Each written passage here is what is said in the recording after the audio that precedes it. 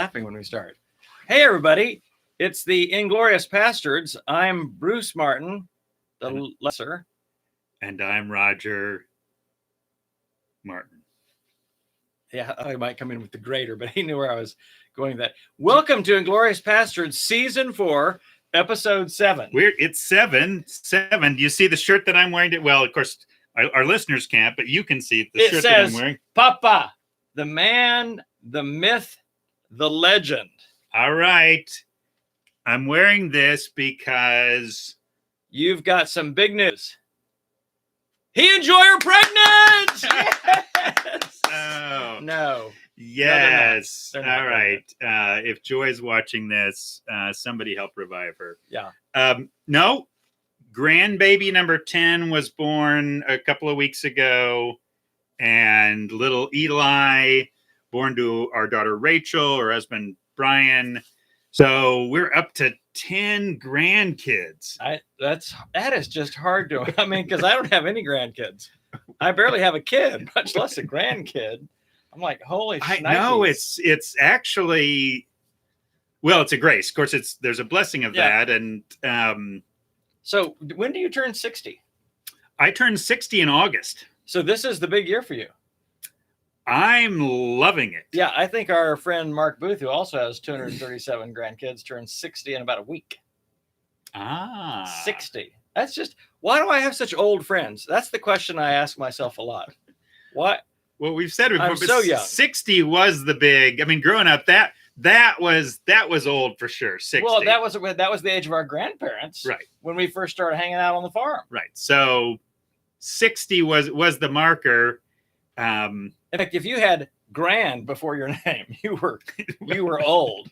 Grand anything. Well, I've had yes. So congratulations, though. That's big. It's very cool. I hope you'll be able to see this new grandchild sometime when the pandemic. So more states are opening up right now, so there's a lot more. Like they lifted the travel restrictions in San Francisco, which is helpful for me because we're flying in and out of there for 3 of my trips out west this year with Born to Be Wild. So they lifted the 14-day quarantine if you fly in. Which was going to be a problem. I mean, we could quarantine in the wilderness, but the trip's only planned for 4 days. I don't know what we're going to do for the other 10. Well, we're quarantined, but we've run out of food. It's going to be a problem. You can die in different ways. It turns out. So yes, I saw that even Massachusetts, where one of our kids, Ben lives, is lifting some restrictions, and so vaccinations are helping. Herd immunity is starting to develop. Those are all good signs. Herd immunity. I'm sorry. You think of cattle when you see it, don't you?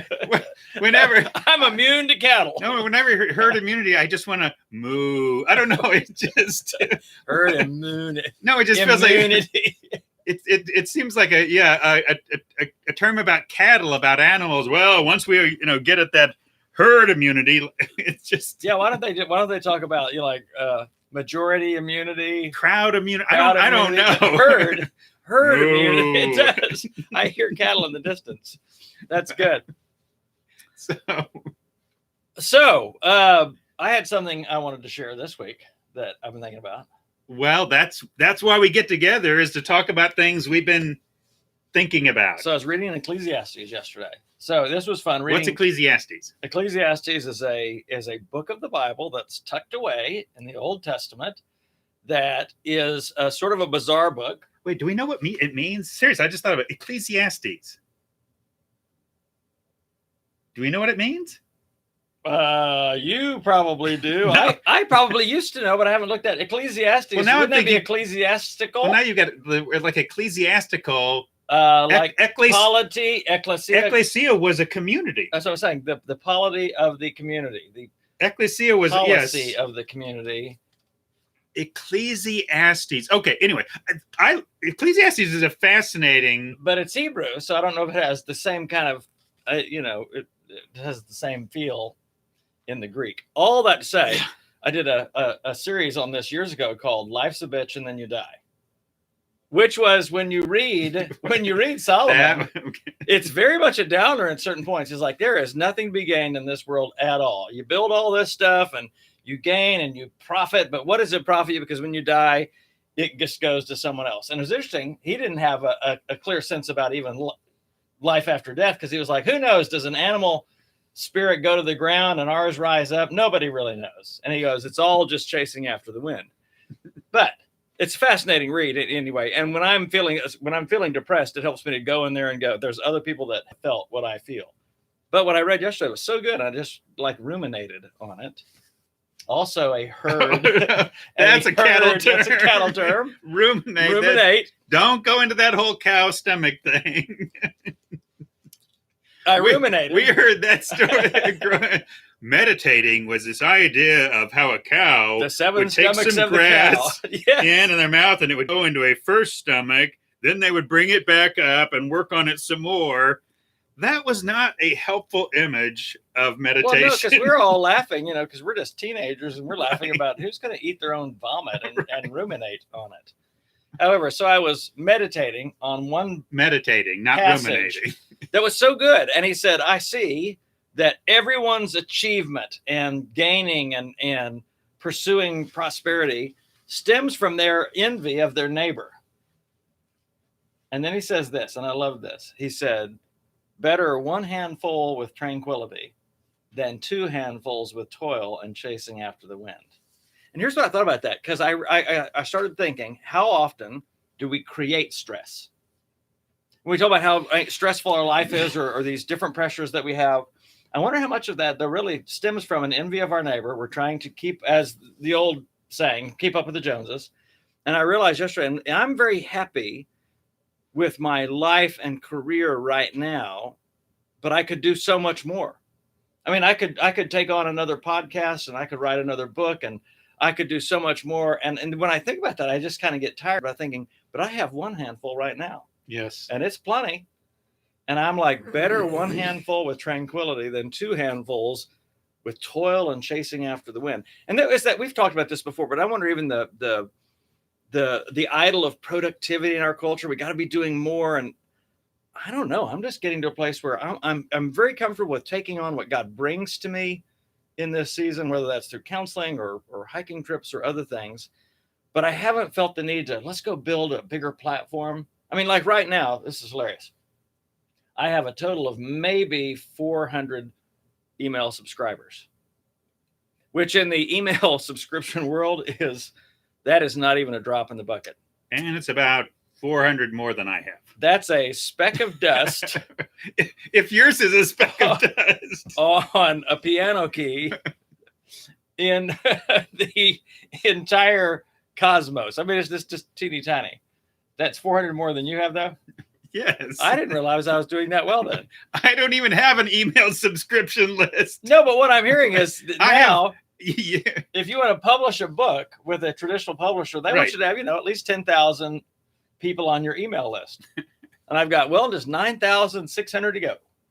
May have been why my book submission didn't fly. Didn't fly. That zero email subscription list. You could have said you had two. There's Joy and me. Yes. I give you permission to email me. That would have turned the corner. Well, that's 200% more than you have right now. Is that even possible to have 200% more of zero? Because actually 200% more of zero is still zero. Let's not get into a math discussion, because that's not good for... That bothered me, though, when they would say, what's 3 times 0? I'm like, well, 0, but it seems like it should be something. Particularly if it's 27 times 0. Well, that should be more. Or 1 billion times 0. It's still 0. So that didn't help. All that to say, I wonder for our listeners if they reflect on how often they're doing something or doing more, or they're busy, or they even find themselves stressed because they're struggling to be content with what they have or enjoy what they have. And they feel like culture is saying you need to do more. You should do more. A good parent will provide more for their children. And I'm like, no, I'll take one handful with tranquility. How much is driven by what we want? And Jesus would say things, what is it you want? Mm-hmm. What is it? But I wonder how much I know what you're going to say. is driven by what everybody else wants, And what other people even want for us. what they want for us, what they expect from us. Yep. How, if we were to dig into, why am I doing this right now? Why am I working so hard? Yeah. And this is where I found for me, there's often something else going on. I found when I was particularly teenager, though I've certainly had as older, but playing basketball, I realized I couldn't just enjoy the game because I was always trying to prove something. Oh. I realized more was riding on, and it's why when we might start losing, yep, I would get angry because more was riding on it than a fun game. How people saw me, something about my value, something about what I brought to the table. Was I contributing? Did I see you as a baller or just as a loser? Yeah. So I wonder how many times we find we're doing something, but there's much more riding on it. It's not just, I'm just doing something for the joy of it, or even just to produce income for my family, but there's something else where it's beyond just working a job, beyond just getting that handful of income I need to pay my bills. What's that other thing? So significance. Yeah. Who am I unless I succeed, unless I'm productive? I'm even thinking how often people will come to me and say these words. Hey, you ought to. Sure. And as part of it's like, yeah, I could do that. Right. I'm like, I could actually do that. And then I start feeling like, well, if I could do it, I probably should do it. I mean, it's this difference. And there's all sorts of things that you and I are good at. Yeah. Or that we could do with competence. Yeah. Doesn't mean we should. Right. And I realized, particularly with platform building in the speaker publishing world, for years, people have told me, I should be doing this. I should be doing this. I should be doing this. You should have a huge, huge platform. But honestly, I'm enjoying one handful with tranquility. Yeah. Than pursuing all of that.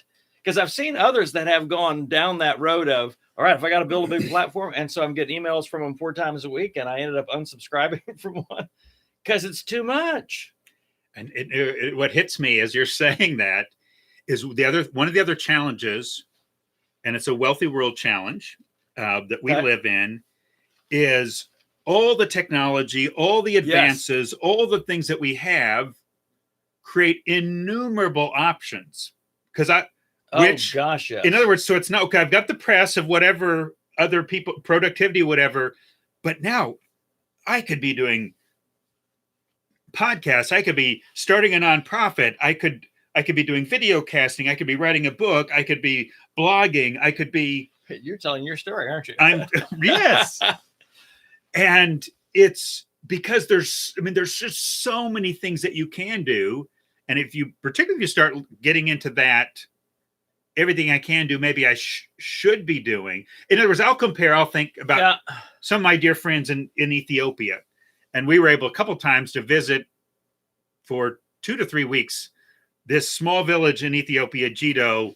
It just, God opened our eyes. It's just so many things. But sometimes I'll just put myself there. And I realize my friends in Ethiopia aren't wrestling with option overload. Nope. And it's why it's fascinating to me that you bring up Ecclesiastes, because Solomon could do anything. And he talks about he pursued. He tried to everything, and that's why he came at the end of all. He's just like, it's meaningless. Right. He didn't, and I was shocked by that. Sometimes I'm like, some of that stuff sounds pretty fun.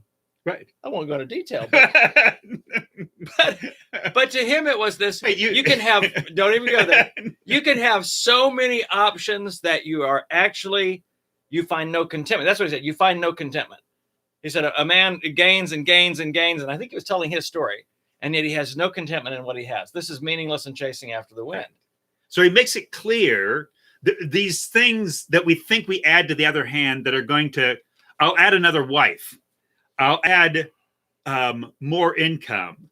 I'll add some new vacation, some new travel. Right. All these things. He said, I added that. Check. I added that. Yep. I added that. Did that. I had that. I filled my hands.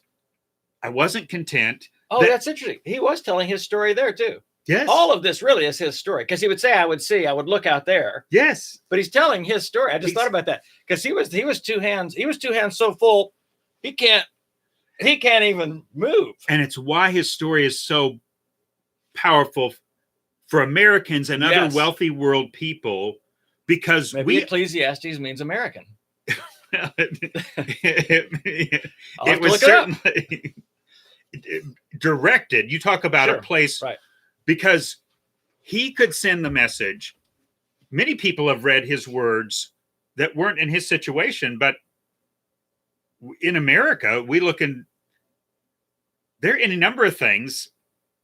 Anything I want to do, I want to pursue. In fact, our whole mantra is sort of anything you want to do, go do it, get it. You can do anything you want. You can be anything you want to be. You want to, and I think subtly behind that is the idea in that finding whatever it is, where you're going to find that contentment, you're going to find that peace, you're going to find that satisfaction. And Solomon could say, before you go down that road, I've tried it all.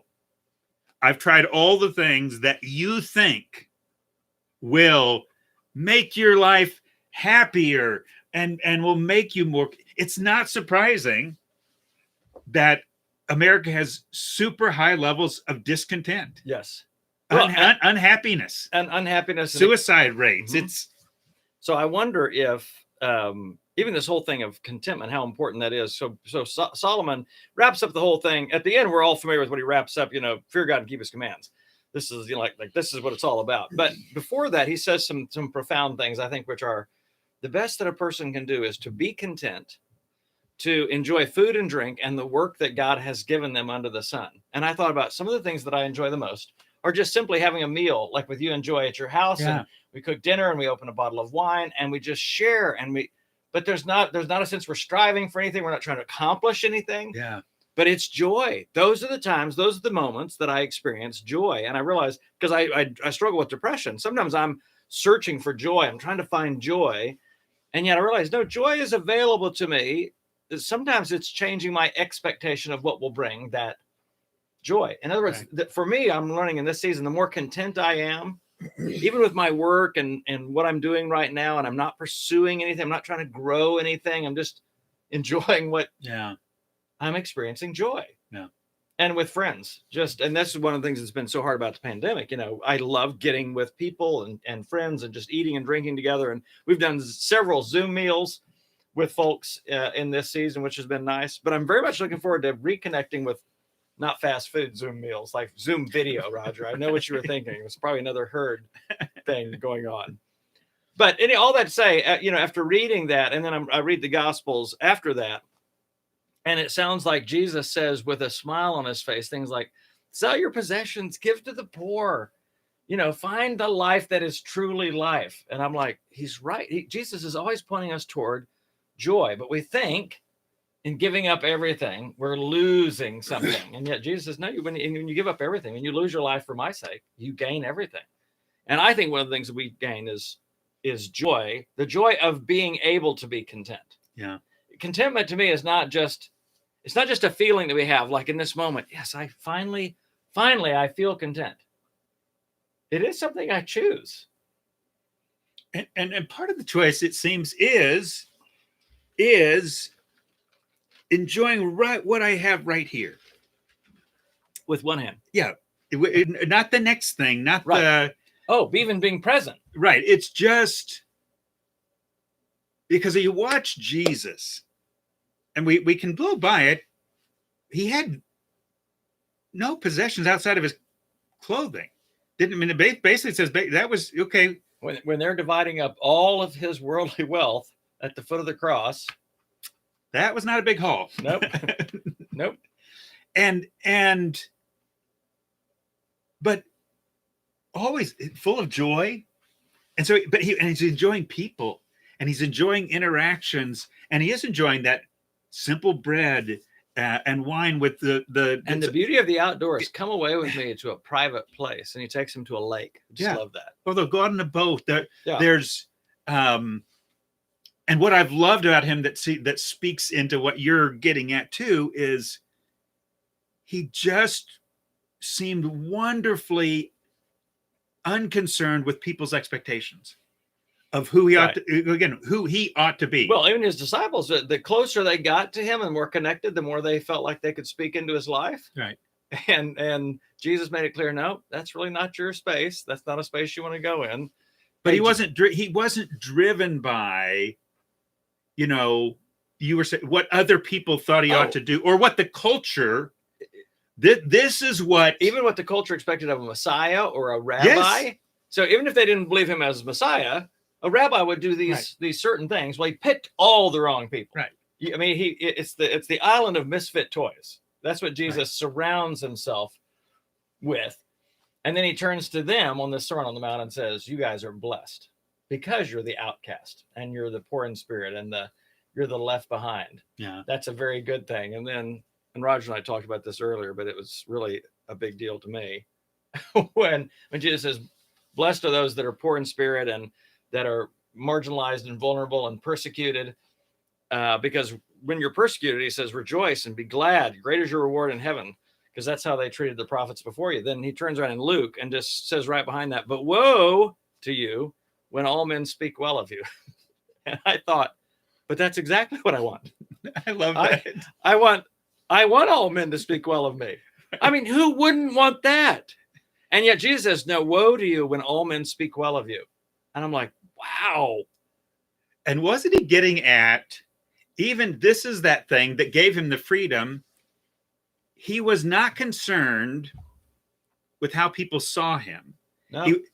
This is going to sound funny. He wasn't concerned about his reputation, because your reputation is what people think about you. Right. It's the culmination of a bunch of other people's thoughts about you. That's interesting. He was more concerned about his character, his identity. Integrity. I know who I am. It wasn't, this is why he could talk with anyone. You see, he wasn't sitting there worried if he's talking to the woman at the well in Samaria.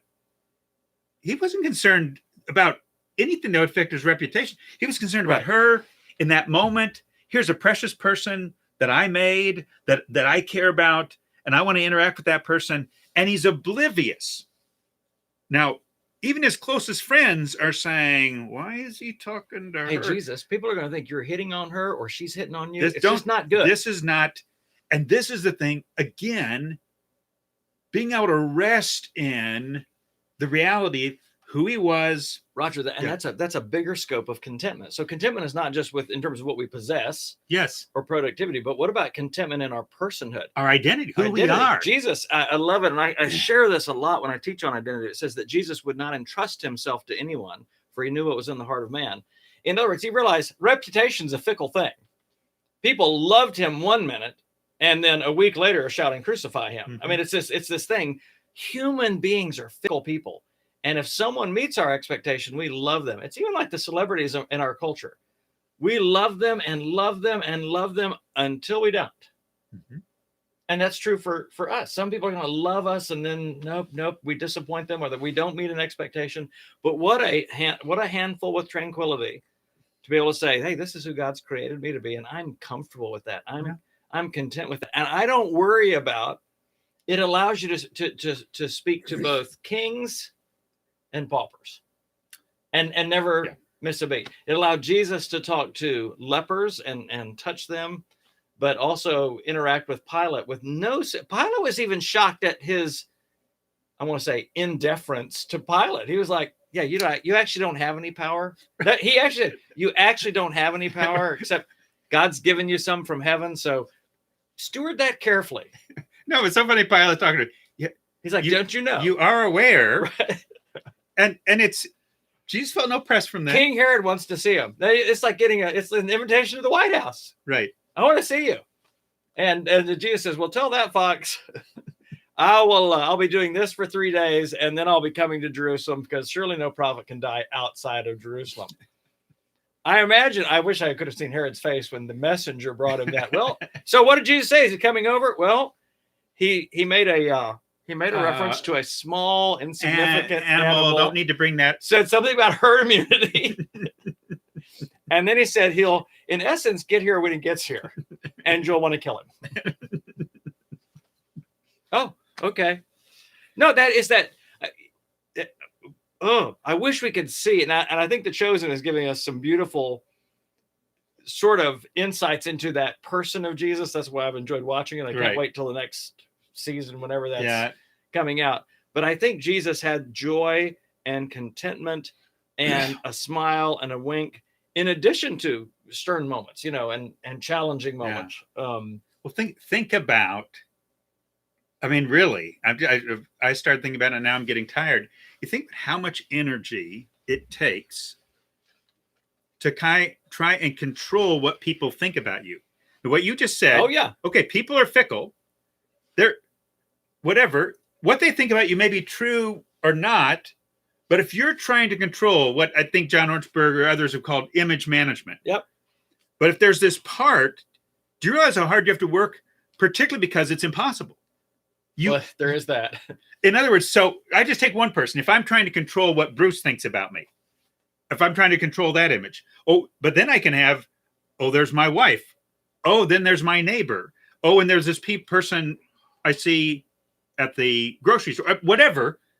Because I've been, I'm concerned about how someone sees me, and what a burden. This was part of what was going on when I was playing basketball as a teenager. Now it's still come up in other like athletic settings where I realize I'm trying. I want that strong image. I want that talented. I want that capable image. How much energy it takes to try and control something you can't even control. And I realize in listening to you, so you're using the basketball court analogy. I use the being a pastor of a church analogy. I struggled the most as a pastor. And I think it's what made me so tired after 23 years. I was always very concerned with what people thought. Now, some of that was from a genuine space of, I love them. I don't want to disappoint them. I care about them. But a lot of it was really image management that I couldn't. But I don't want to disappoint. Even that word. I don't want to disappoint them. So it's like that. But Jesus said, woe to you when all men speak well of you. Why did I wish, now looking back on all the years I was pastor, that I honestly didn't care what people thought about me. About you. I want to point people to Jesus. Right.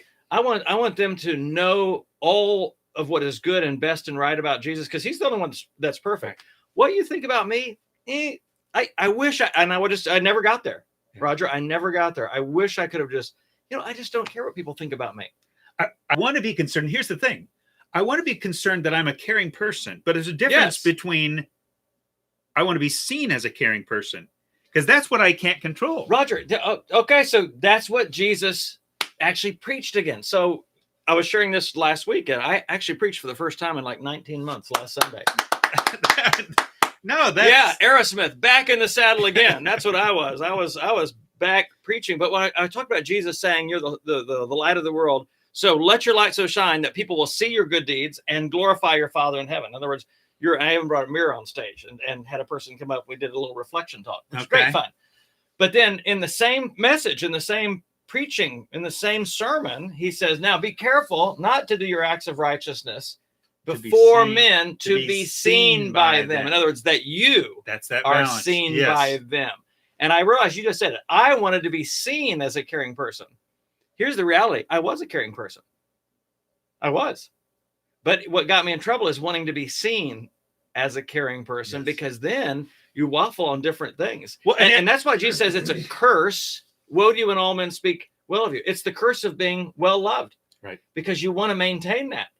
Yes. Think about it. If all men are speaking highly of you, you kind of like, I like this. Invariably, it seems to me, yes, if you are trying to get everyone to speak well of you, you're going to have to stop doing some things that matter in the kingdom. Right. You're right. In other words, people aren't going to be happy. You're going to do anti-kingdom things if you shoot straight with them about some things. So in other words, I can't be honest at some points with people, or I can't speak a word maybe from God to them if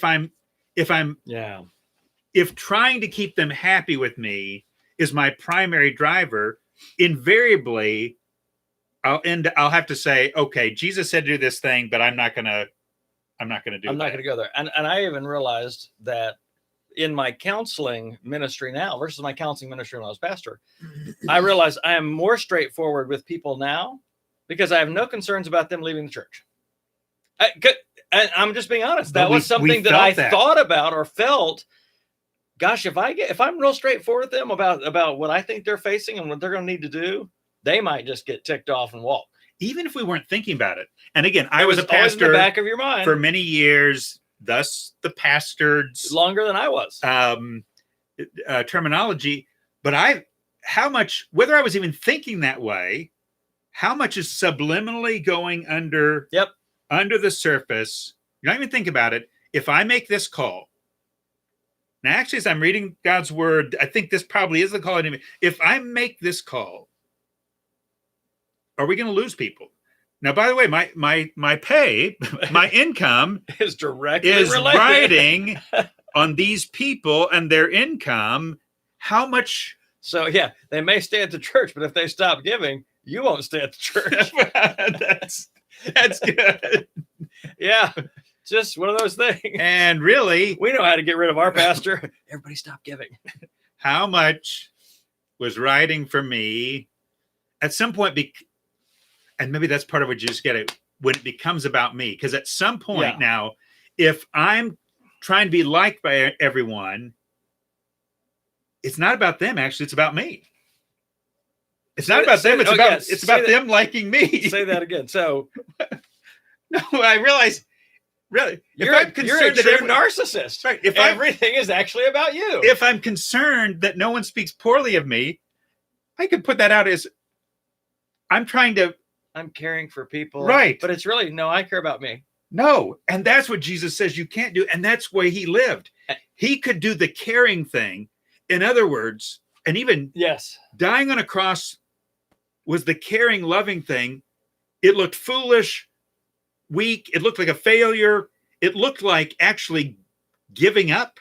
It looked all the things, but of course, all through his life. It looked like the end.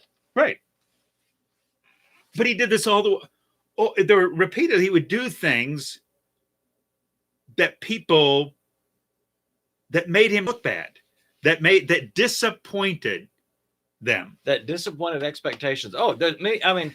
You say to Zacchaeus, it's one thing, hey, join me at the synagogue, this neutral spot, or the temple. Even then, that'd have been tough. But he goes, we need to eat at your place. Right. I mean, this is you. This is the guy he just lost all credibility with Jews. Right. I mean, he's in cohorts with the Nazi Romans who've come in and invaded and taken over his country. Yep. And this guy is the lead tax collector. No wonder when he does that, it says everyone grumbled. Everyone, including Simon the Zealot, one of his 12. I guarantee you, because I thought more about Simon the Zealot. Right. The Zealots were concerned with the overthrow of Rome, even if it meant violent means. A little from the Judas the Maccabean that came in all of that. So this was kind of a holdover from that, but they're like, we'll do whatever it takes to get our nation back. I mean, they were very much, let's keep Israel great, or let's make Israel great again, or whatever it was. It makes me wonder if when Jesus, I think Simon had a little turban on his head, make Israel great again. Makes me wonder, if when Jesus said, let's go to your house, Zacchaeus, if Zacchaeus, are you bringing all these guys? Well, and I think Simon was going, so we can kill him. Right. No, I'm thinking, I could see Peter sort of reaching for his sword a little bit more. Right. Yes, let's go to Zacchaeus' house. We must go to your house. You mentioned the woman at the well, and I love the fact that Jesus was for some, he was such a pariah that they met with him in secret. I was thinking about Nicodemus, who's probably going to lose his reputation. Right. He's controlling if he meets image with Jesus. He's controlling image. This was Jesus never ever had to control image. He was not concerned. He was concerned about character. He knew who he was. Oh God. He was concerned about character and compassion. He wasn't concerned with how he was seen. And I think about just how hard it is for us to get there. I mean, just for me, it's that I realize what's tiring me out so often again. The two handfuls with toiling and chasing after the wind. I'm looking. It's not just enjoying the moment with God. It's not even just enjoying this moment. What I'm doing, I'm aware of what other people think. I have computer software that's going on all the time that's aware. We'll even try and preempt it. We'll even try, in our conversations, I can find myself just trying to control your perception. I want, I don't want Bruce to think I'm an idiot. Right. No, and it's interesting to hear you say that, because I've always thought you could care less about what people thought. And you can care less than I do, for sure. And I think that is true. I realize that is still going on in my... No, I love the kind of honest kind of conversations we've been able to have. Yep. This is why your friendship is so critical for me, is that we can put it all out there, and where you've been able to talk about how powerfully the pull of people's expectations has been. And I realized, okay, that's been a stronger pull for you than for me. Oh, but I've got it. I'm aware. Oh, yeah. I'm tuned in, and I still find myself at points. It's why even playing basketball or sports or a game, there can still be other things riding on it. I know there's not anyone, forgive me for saying in advance, that's listening to us that isn't aware at some level of what other people are thinking, that isn't. And at some level, there's almost a software running in the background. Yes. That is at a certain level trying to control what they think. Control what they think. Yeah. Right. So just the simplest. I don't want to say this in such a way that they think I'm dumb, although I really have no idea what we're talking about. Right. Think about how I'm going to just tell them myself. How many times I've been in a conversation with someone and they'll say a word. Right.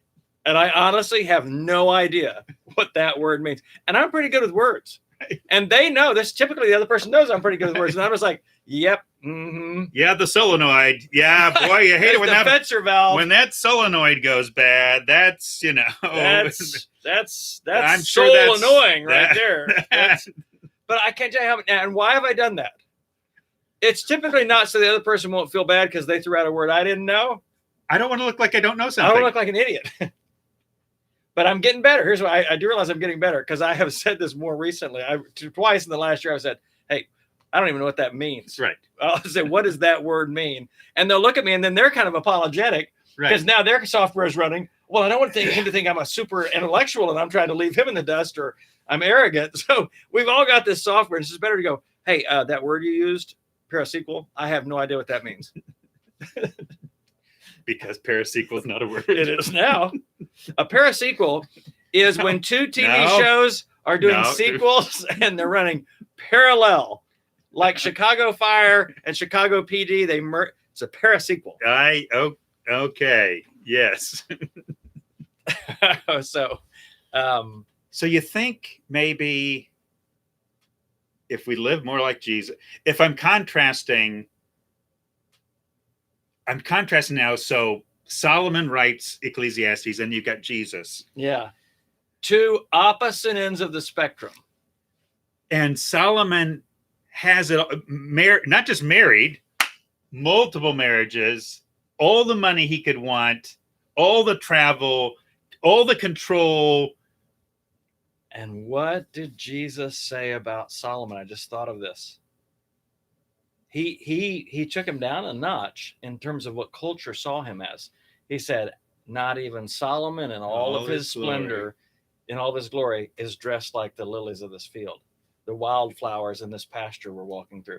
Now think about the simplicity of that. Yeah. Jesus was this is a statement about contentment. Solomon had splendor. Solomon had glory. Everyone knew that power. And yet Jesus goes, wait. The grass of this field. Look how God's adoring that. Don't you think he's going to take care of? Yeah. I've never thought about just the fact that I don't think he was knocking Solomon in that sense, but I do think he was taking him off a pedestal of what's important. What if we really could go into a field and just see the beauty of wildflowers and go, oh my gosh, just enjoy that. Right. We didn't build it. We didn't create it. I didn't plant it. I do this sometimes in the Sierras. I just get to walk through these meadows at 10,000 feet, and there's these wildflowers growing. They're just no one planted that. Yeah. It's just God did that. Yeah. It's beautiful. And enjoy that, and not feel like we have to have it. I don't feel like I have to pull those up, stuff them in my backpack, and take them home. It's this thing of not even having it, but enjoying it, being present with it.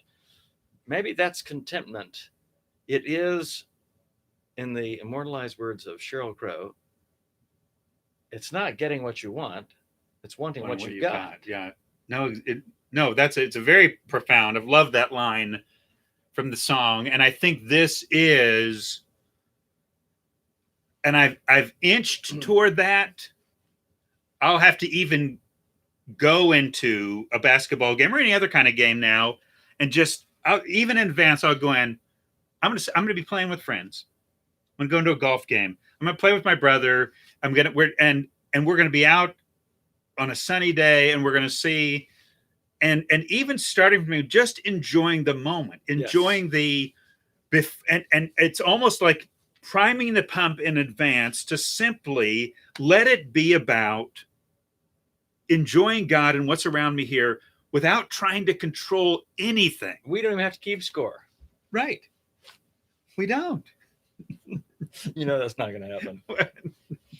I don't see myself chasing a little white ball around acres and acres of land and not keep count.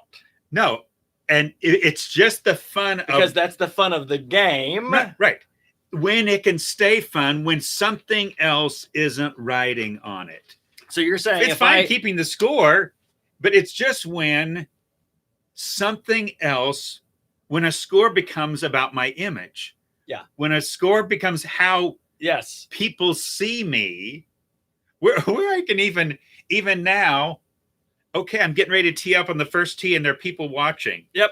Why is that so stressful? Because I'm so concerned about controlling. I don't want them to think I'm a hack. No, I don't want to look dumb. But I think about that actually, you say, it keeps me from enjoying, and it probably leads to a bad shot. Right. It keeps you from enjoying the first shot of this beautiful golf course. That I actually may be able to hit fine if I wasn't trying to be something. Is it possible that I may not be truly enjoying the game if I break every single one of my irons at the end of my round? I have seen you destroy a golf club on a golf course before. Well, my final round in golf league last year, after everyone left the course, I broke a lot of clubs. Just broke a lot of clubs. I've only seen you break one at a time. Oh no, this is a whole. Oh, that was a whole set. The whole. Yeah. And you know what I decided this year when they asked me, "Am I going to play in golf league?"